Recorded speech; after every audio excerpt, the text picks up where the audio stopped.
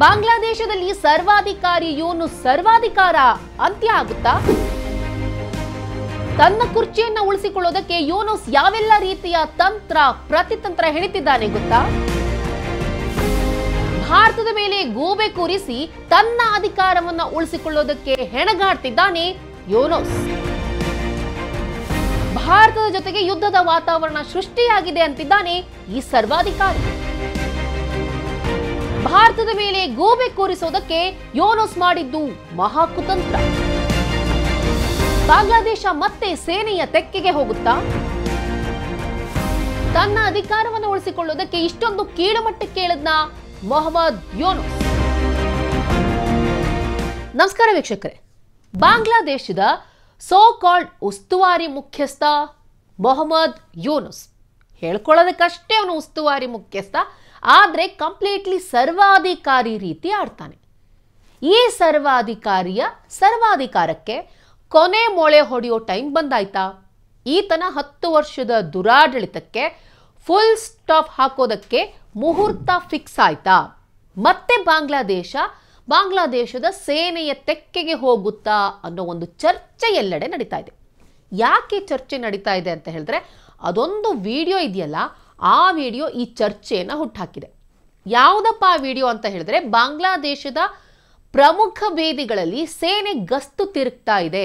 ಇದು ಯಾವ ರೀತಿ ಇಂಡಿಕೇಶನ್ ಕೊಡುತ್ತೆ ಅಂತ ಹೇಳಿದ್ರೆ, ಪುನಃ ಬಾಂಗ್ಲಾದೇಶ ಈ ಸರ್ವಾಧಿಕಾರಿಯ ತೆಕ್ಕೆಯಿಂದ ಸೇನೆಗೆ ಹೋಗುತ್ತಾ ಅನ್ನೋ ಒಂದು ಅನುಮಾನವನ್ನ ಮೂಡಿಸ್ತಾ ಇದೆ. ಇತ್ತೀಚೆಗೆ ನಡೆದುಕೊಂಡು ಬರ್ತಾ ಇರೋ ಬೆಳವಣಿಗೆ ಕೂಡ ಇದಕ್ಕೆ ಪುಷ್ಟಿಯನ್ನು ಕೊಡುತ್ತೆ. ಈಗಾಗಲೇ ಅಲ್ಲಿರುವಂತಹ ಸೇನಾ ಅಧಿಕಾರಿಯೊಬ್ರು ಮಾತನ್ನ ಹೇಳಿದ್ದಾರೆ.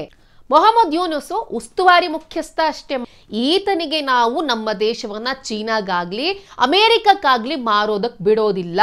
ನಮಗೆ ಬಾಂಗ್ಲಾದೇಶ ದೇಶ ಮುಖ್ಯ ಆಗುತ್ತೆ, ಅವನ ತೆಕ್ಕೆಯಿಂದ ನಮ್ಮ ದೇಶವನ್ನು ನಾವು ಕಾಪಾಡ್ತೀವಿ ಅಂತ ಹೇಳ್ಕೊಂಡು ಈಗಾಗಲೇ ಸೇನಾ ಮುಖ್ಯಸ್ಥರೊಬ್ರು ಮೊಹಮ್ಮದ್ ಯೂನುಸ್ಗೆ ವಾರ್ನಿಂಗ್ ಅನ್ನ ಕೊಟ್ಟಿದ್ದಾರೆ. This is our country and we will protect it at any cost. Eta apnar desh, eta amar desh. ಬಾಂಗ್ಲಾದೇಶದ ಸೇನಾ ಮುಖ್ಯಸ್ಥ ಜನರಲ್ ವಾಕರ್ ಉಜ್ಜಮಾನ್ ಮೊಹಮ್ಮದ್ ಯೂನುಸ್ಗೆ ಒಂದು ವಾರ್ನಿಂಗ್ ಅನ್ನ ಕೊಟ್ಟಿದ್ದ. ಏನಪ್ಪಾ ಅಂತ ಹೇಳಿದ್ರೆ, ಡಿಸೆಂಬರ್ 2025 ಬಾಂಗ್ಲಾದೇಶದ ಚುನಾವಣೆ ಆಗಬೇಕು ಅಂತ ಹೇಳಿ.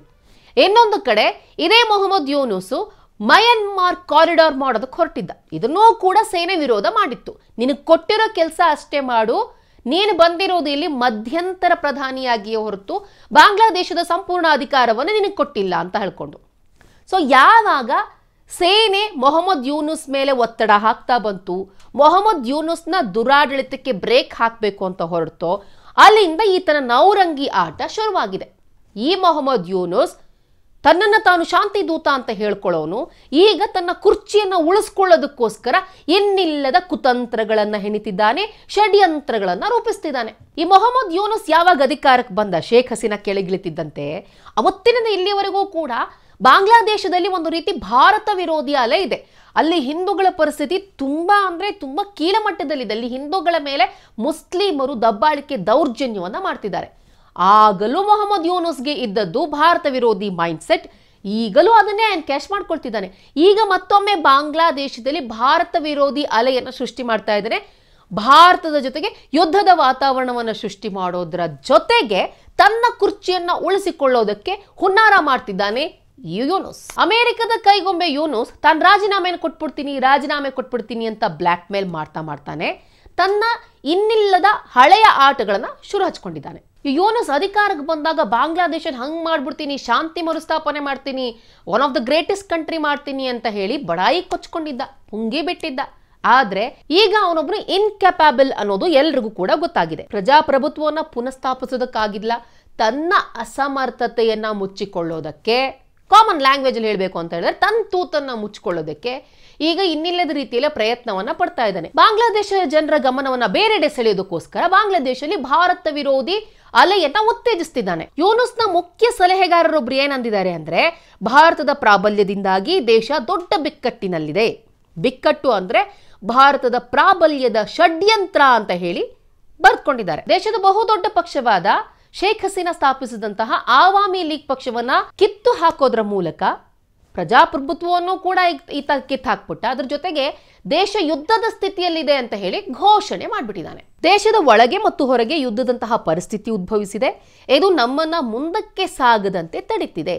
ಎಲ್ಲವೂ ಕೂಡ ಕುಸಿಯುವಂತೆ ಮಾಡಿದೆ, ಮತ್ತೆ ನಮ್ಮನ್ನ ಗುಲಾಮಗಿರಿಗೆ ತಳ್ಳಿದೆ ಅಂತ ಈ ಸೋ ಕಾಲ್ಡ್ ಯೂನುಸ್ ಹೇಳಿದ್ದಾನೆ. ಇಲ್ಲೆಲ್ಲೂ ಕೂಡ ಬಾಂಗ್ಲಾದೇಶದ ಜನರ ಹಿತ ಇಲ್ಲ.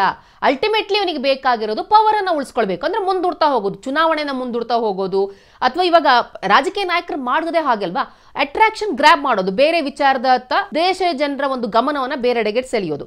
ಸೊ ಹೀಗಾಗಿ ಚುನಾವಣೆಯನ್ನು ಮುಂದೂಡೋದಕ್ಕೆ ಈಗ ಆಲ್ರೆಡಿ ಸೇನೆ ಹೇಳಿದೆ ಚುನಾವಣೆಯನ್ನು ಮಾಡಿ ಅಂತ ಅನ್ಕೊಂಡು, ಆ ಚುನಾವಣೆಯನ್ನು ಮುಂದೂಡೋದಕ್ಕೋಸ್ಕರ ದೇಶ ಯುದ್ಧದ ಪರಿಸ್ಥಿತಿಯಲ್ಲಿ ಇದೆ ಅಂತ ಹೇಳ್ಕೊಂಡು ಒಂದು ದಾಳವನ್ನ ಹೂಡಿದ್ದಾನೆ. ಯೂನುಸ್ ಜಮಾತ್ ಎ ಇಸ್ಲಾಮಿ ಸೇರಿದಂತೆ ಬೇರೆ ರಾಜಕೀಯ ಪಕ್ಷಗಳ ನಾಯಕರನ್ನು ಕೂಡ ಭೇಟಿ ಮಾಡಿ ಈ ಯುದ್ಧದಂತಹ ಸಂದರ್ಭದಲ್ಲಿ ನಮ್ಮ ಸರ್ಕಾರವನ್ನ ನೀವು ಬೆಂಬಲಿಸಿ ಅಂತ ಹೇಳಿ ಅವರ ಬೆಂಬಲವನ್ನ ಕೋರ್ಕೊಂಡು ಬಂದಿದ್ದಾನೆ. ಈತ ಅಧಿಕಾರಕ್ಕೆ ಬಂದ ಕೆಲ ದಿನಗಳಲ್ಲಿ ನೋಡಿರ್ತೀರ, ವಿದ್ಯಾರ್ಥಿ ಸಂಘಟನೆಗಳು ಹೋರಾಟವನ್ನ ಮಾಡಿದ್ರು. ಆ ವಿದ್ಯಾರ್ಥಿ ಸಂಘಟನೆಗಳಿಗೆ ನೀರ್ ಹಾಕಿ ಗೊಬ್ಬರ ಹಾಕಿ ಪೋಷಣೆ ಮಾಡಿದೋ ನೀವನೇ. ಈಗ ಇದೇ ವಿದ್ಯಾರ್ಥಿ ಸಂಘಟನೆಗಳನ್ನ ದಾಳವನ್ನಾಗಿ ಬಳಸ್ಕೊಂಡು ತಾನು ರಾಜೀನಾಮೆ ನೀಡಬಾರದು ಅಂತ ಹೇಳಿ ಆ ವಿದ್ಯಾರ್ಥಿ ಸಂಘಟನೆಗಳಿಂದ ಹೇಳಿಸ್ಕೊಂಡಿದ್ದಾನೆ ಈ ಯೂನುಸ್. ಇದರ ಜೊತೆಗೆ ಇವನನ್ನ ಅಧ್ಯಕ್ಷರನ್ನಾಗಿ ಮಾಡಬೇಕು ಅಂತಾನು ಕೂಡ ಕೆಲವರು ಪ್ರಪೋಸಲ್ ಇರ್ತಾ ಇದ್ದಾರೆ. ಅಂದ್ರೆ ಇದು ಇವನೇ ಹಿಂದ್ಗಡೆಯಿಂದ ಅವ್ರನ್ನೆಲ್ಲ ಚೋ ಬಿಟ್ಟಿರೋದು ಇವನೇನೆ. ಹಾಗೆ ಅಪೋಸಿಟ್ ಪಾರ್ಟಿ ಏನಿದೆಯಲ್ಲ ನ್ಯಾಷನಲಿಸ್ಟ್ ಪಕ್ಷ ಕೂಡ ನಾವ್ ಯಾವತ್ತೂ ಕೂಡ ಯೂನುಸ್ಗೆ ರಾಜೀನಾಮೆಯನ್ನು ಕೊಡು ಅಂತ ಕೇಳಲಿಲ್ಲ ಅಂತ ಹೇಳಿ ಅವರೂ ಕೂಡ ಹೇಳಿದಾರೋ ಹೇಳಿಸಿದಾನೋ ಗೊತ್ತಿಲ್ಲ.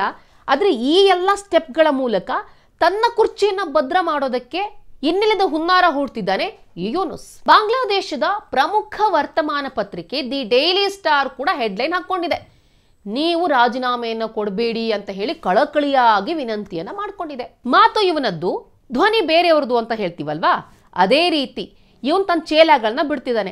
ನಮ್ಮ ಸರ್ಕಾರ ಎಲ್ಲೂ ಹೋಗಲ್ಲ, ನಮ್ಮ ಜವಾಬ್ದಾರಿಗಳನ್ನ ನಾವು ನಿಭಾಯಿಸ್ತೀವಿ, ನಮ್ಮ ಮುಖ್ಯ ಸಲಹೆಗಾರರು ಯಾವತ್ತೂ ಕೂಡ ರಾಜೀನಾಮೆಯನ್ನು ಕೊಡ್ತೀನಿ ಅಂತ ಹೇಳಿಲ್ಲ ಅಂತ ಹೇಳಿ ಅವರ ಮೂಲಕ ತನ್ನ ಮಾತುಗಳನ್ನ ಹೇಳಿಸ್ತಿದ್ದಾನೆ.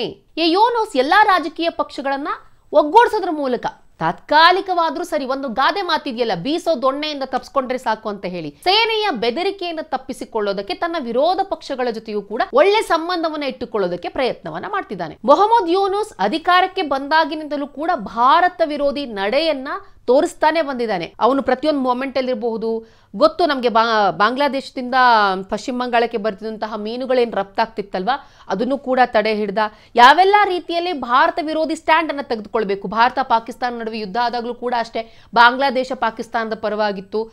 ಈಗ ಒಂದು ಕಡೆ ತನ್ನ ಕುರ್ಚಿಯನ್ನ ಉಳಿಸಿಕೊಳ್ಳೋದಕ್ಕೆ ಭಾರತದ ಜೊತೆಗೆ ಯುದ್ಧದ ವಾತಾವರಣ ನಿರ್ಮಾಣವಾಗಿದೆ ಅಂತ ಹೇಳ್ಕೊಂಡು ಭಾರತದ ಮೇಲೆ ಗೂಬೆಯನ್ನ ಕೂರಿಸ್ತಿದ್ದಾನೆ ಈ ಸೋ ಕಾಲ್ಡ್ ಮೊಹಮ್ಮದ್ ಯೂನುಸ್. ಇನ್ನು ಮುಂದಿನ ದಿನಗಳಲ್ಲಿ ಬಾಂಗ್ಲಾದೇಶದಲ್ಲಿ ಯಾವೆಲ್ಲ ರೀತಿಯ ಡೆವಲಪ್ಮೆಂಟ್ ಆಗುತ್ತೆ ಅನ್ನೋದನ್ನ ನಾವು ಕೂಡ ಕಾದು ನೋಡಬೇಕು. ಈ ವಿಡಿಯೋ ಇಷ್ಟ ಆದಲ್ಲಿ ಲೈಕ್ ಮಾಡಿ, ಶೇರ್ ಮಾಡಿ, ಕಮೆಂಟ್ ಮಾಡಿ. ಹಾಗೆ ನೀವೇನು ನಮ್ಮ ಹೊಸದಿಗಂತ ಡಿಜಿಟಲ್ ಚಾನಲ್ನ ಸಬ್ಸ್ಕ್ರೈಬ್ ಮಾಡಿಲ್ಲ ಅಂದ್ರೆ ಈ ಕೂಡಲೇ ಸಬ್ಸ್ಕ್ರೈಬ್ ಮಾಡಿ.